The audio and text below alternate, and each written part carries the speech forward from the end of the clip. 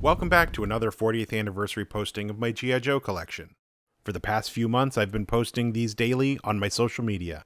This is a compilation of my Series 6 figures and vehicles. These figures are in varying states, and some have a lot of wear and tear on them, some also have their accessories, and some do not. With all that being said, please don't forget to like and subscribe, and by all means leave some stories in the comments if you had some of these figures. Thank you, and enjoy. Here is Cobra Vehicle, codename Pogo Ballistic Battle Ball, part of Series 6 from 1987. I had one of these growing up, but as anyone who had one knows, the legs fall apart, the top canopy breaks off, and ultimately ends up in the garbage. I got this one as part of an auction years ago. This thing is in damn good condition and only missing a few minor parts. I always loved this thing. It was weird and different and wasn't just a tank or a helicopter or something like that. Hasbro came up with some really interesting, strange vehicles for Cobra. Here is Dominator Driver, codename Avalanche, part of Series 6 from 1987. He was part of the Battle Force 2000 line. He was sold as a carded figure even though he was listed as a vehicle driver. Typically, when they were listed as a vehicle driver, they would come out with the vehicle. I really enjoyed this guy. He had a very distinct rifle from everybody else. I played with him often. As you can see, I lost his little microphone comm piece that goes on his helmet. He was always a go-to favorite of mine when having a battle, and I think he had a pretty awesome code name. You can't go wrong with Avalanche. Here is Persuader High-Speed Tank Driver, codename Backstop, part of Series 6 from 1987. This guy is one of my originals as well. I did have the Pursuer tank. This guy was not one of my favorites. The helmet that they gave him never fit on his head quite right and always fell off. And what G.I. Joe had a 6-shooter pistol. This wasn't the Old West. I don't know why they gave him that gun. I wish I had the tank still to go along with this figure because he's just kind of blah on his own. He's got a cool look to him, but they didn't capitalize on any of that. G.I. Joe will return after these messages. Here is Cobra Trainer, codename Big Boa, part of Series 6 from 1987. This figure never appeared in the original cartoon. He made appearances in the comic book and maybe in later TV shows, but never in the original run of the G.I. Joe cartoon. I just read that Big Boa was supposed to have a rivalry with Rocky Balboa, and Hasbro was working on a deal with that, but it never materialized. So he got released without the Rocky crossover. I thought I had his boxing gloves, but those seem to have gotten lost in the shuffle of being a child. I really do like this figure, regardless of how kind of weird and out there he is, and it would be cool if they made this into one of the new 6-inch figures. Here is Vindicator Pilot, codename Blaster, part of Series 6 from 1987. This guy was also part of the Battle Force 2000 subset. I guess these guys came out at the right time, because Avalanche is not the only one that I have. He didn't have many accessories other than a mouthpiece and a pistol, and unfortunately those both got lost somewhere. He's another one that was listed as a pilot, but did not come packaged with a vehicle. Also another guy with a pretty cool code name. I don't know if any of you had figures from this Battle Force 2000 line, but let me know in the comments if you did. Here is Eliminator Driver, codename Blocker, part of Series 6 from 1987. Here is another figure from that Battle Force 2000 line. He only came with a small silver pistol and a visor, which the visor is long gone, and so is the pistol. But they kind of cheaped out on these guys. Avalanche was the only one that came with a reasonable weapon as part of his accessories. I never had the Eliminator truck or tank or whatever that was, and he was not packaged with the truck. Very interesting line of quasi-futuristic G.I. Joes and kind of what they started to move into in subsequent series. Not my favorite, but I still played with him, Avalanche, and Blaster often. back to G.I. Joe. Here is G.I. Joe vehicle, codename Coastal Defender, part of Series 6 from 1987. I won this in an auction 15 years ago, and I had no idea what this was. I had to scour the internet at the time to figure out what it was, what it did, how it did its thing, because it wasn't all together in its proper pieces. This was a sold separately vehicle that would go from a towable crate to a portable missile emplacement. The most important piece to this is the seat where the figure would sit to command this whole thing. But other than that, this thing is in great condition, and it's pretty cool. I never had one as a kid, but I kind of like it, and I need to find that seat piece to complete this whole thing. Here is Cobra Reptile Trainer, codename Croc Master, part of Series 6 from 1987. I always loved this figure. This was one of my originals. He was definitely weird and out there, and I never realized that his crocodile's name was Fiona until they released the new classified line and maybe gave her a name, or she already had a name and they'd never addressed it. Not sure what's up with the weird bondage breathing mask, but hey, no kink shaming, to each their own.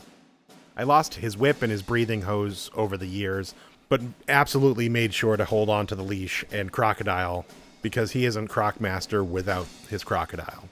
If you also like this figure, leave a comment and let me know. Here is Cobra Hypnotist, codename Crystal Ball, part of Series 6 from 1987.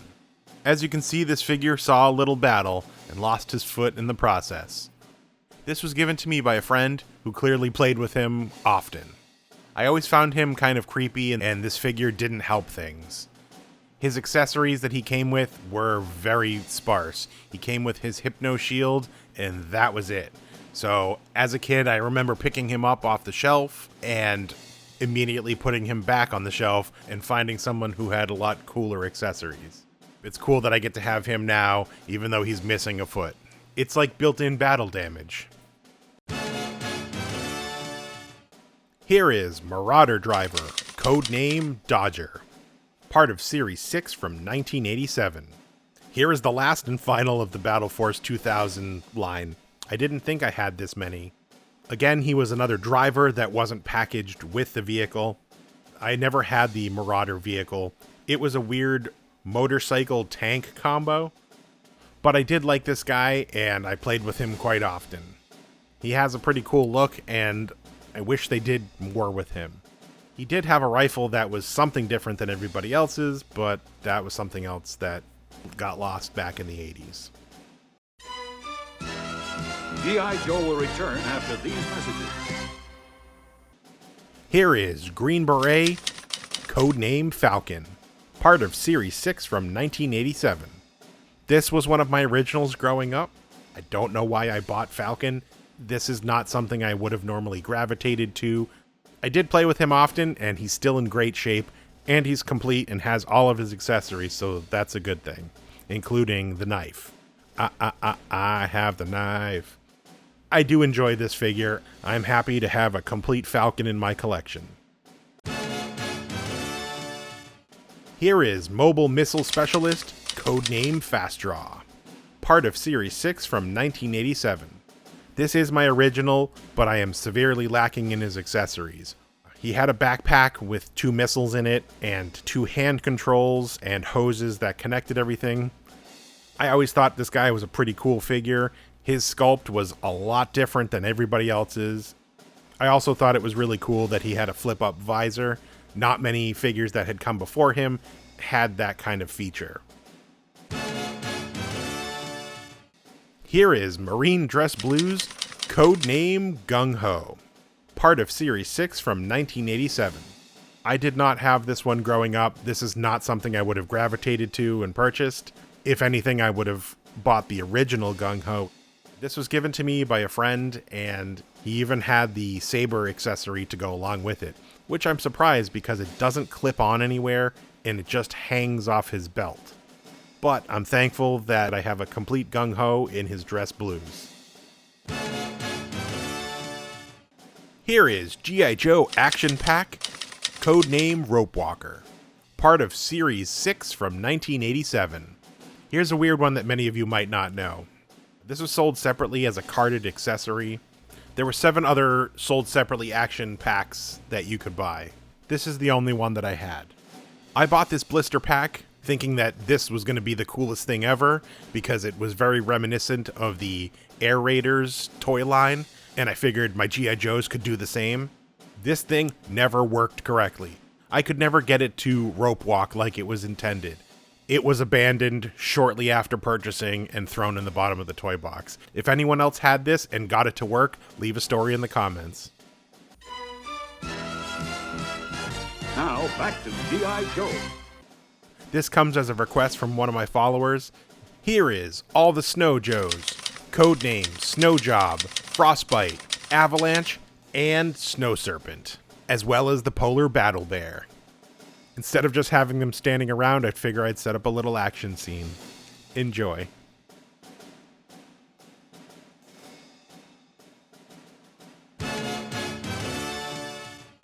Here is Cobra Mamba Driver, codename Gyro-Viper, part of Series 6 from 1987. I'm pretty sure I got this one as part of an auction. I never had the Cobra Mamba helicopter. It wasn't one that I would have gravitated to, so I wouldn't have got this guy because he was packaged with the helicopter. This is a complete figure. All he came with was the helmet, which I did think was pretty awesome though, because it was very reminiscent of the training visor from Star Wars. I am a Star Wars nerd through and through, so I gravitated to this figure just for the helmet alone. If you guys had the Cobra Mamba helicopter, let me know in the comments. Here is Military Police and K9, codename Law and Order, part of Series 6 from 1987. I won this auction a few weeks back while scrolling through eBay. I never had him growing up, but since I've been doing this project and I saw him on eBay, I had to have him. He's in really good condition, very minimal wear, plus he had the helmet and he came with Order the dog.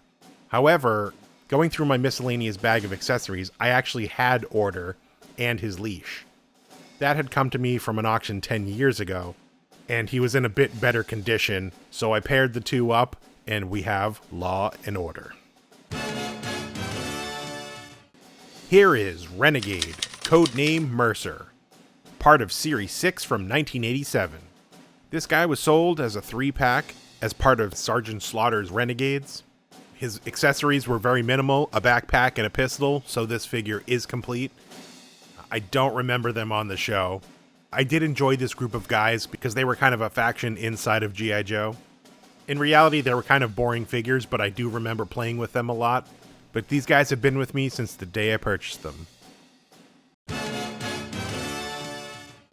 Here is Survivalist, codename Outback, part of Series 6 from 1987.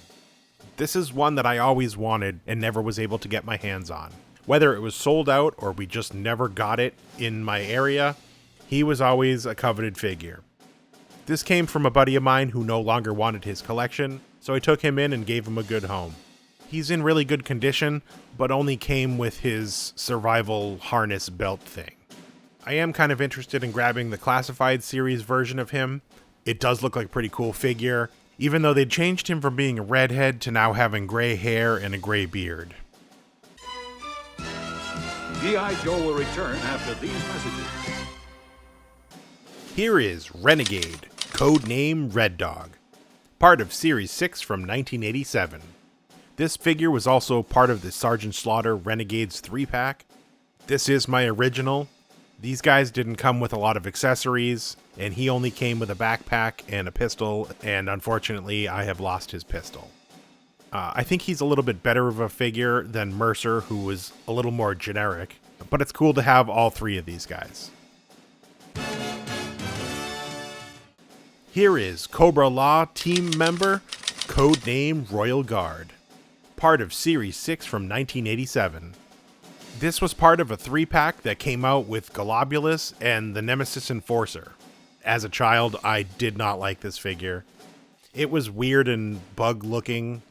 This figure came with the scythe, a handgun, and an antenna, but I only have the scythe.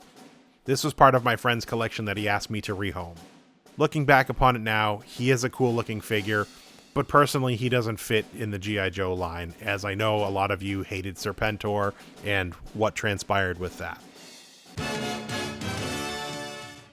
Here is Sea Ray Navigator, codename Sea Slug, part of Series 6 from 1987.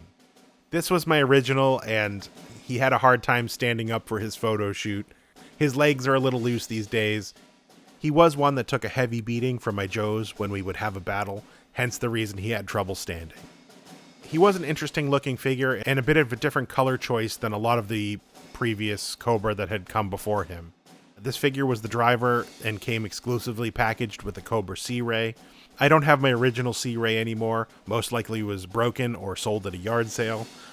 I do have one that I got as part of an auction, but it's seen better days. Here is Cobra Vehicle, codename Sea Ray, part of Series 6 from 1987. Before you leave a comment, I know, this is in rough shape. My original was pristine, and most likely was sold at a yard sale somewhere. This came to me as part of an auction, and yes, it's missing its tail fin in a lot of the missiles, and it's seen better days.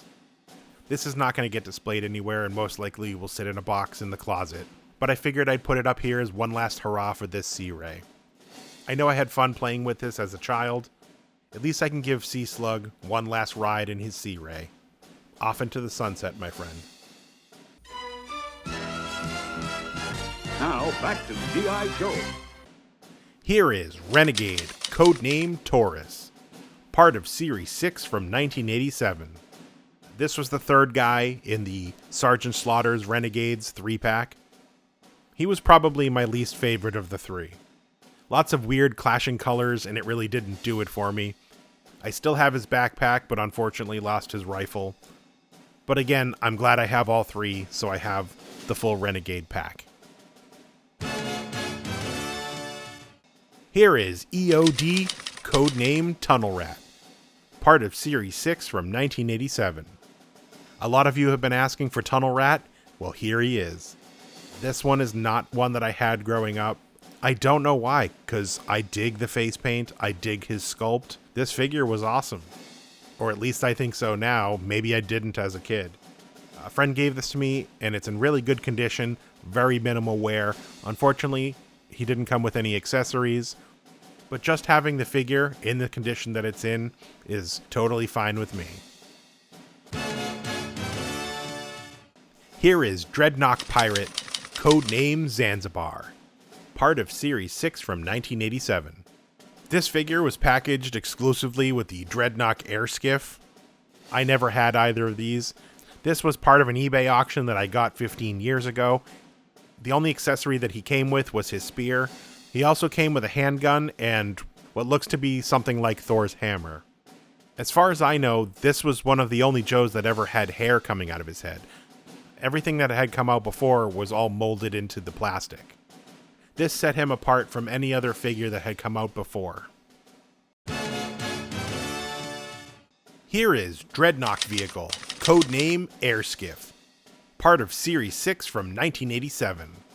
This vehicle came exclusively packaged with the driver Zanzibar. I received this as part of an auction.